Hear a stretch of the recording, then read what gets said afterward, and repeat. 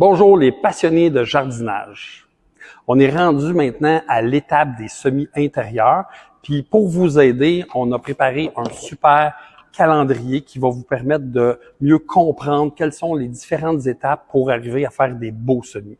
Alors dans le calendrier, premièrement, il y a la légende des différentes activités.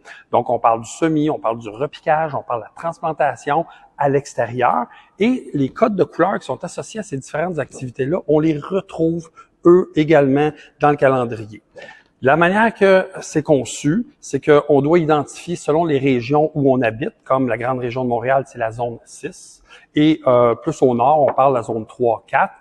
Alors, cette zone-là nous permet de déterminer un moment précis qu'on appelle le dernier risque de gel tardif. Donc ça c'est, je vous dirais, le bout le plus difficile parce qu'il peut être variable selon les saisons. Mais à partir de cette date-là, qui est publiée, en fait, c'est la grande ligne jaune qu'on peut voir au centre du calendrier, on est capable d'ajuster qu'est-ce qu'on part à l'intérieur, à quel moment qu'on fait le repiquage et la transplantation. C'est simple comme ça. Et en plus, dans le calendrier, on a beaucoup d'informations concernant la culture, les différentes caractéristiques, en fait, des espèces qu'on cultive au jardin.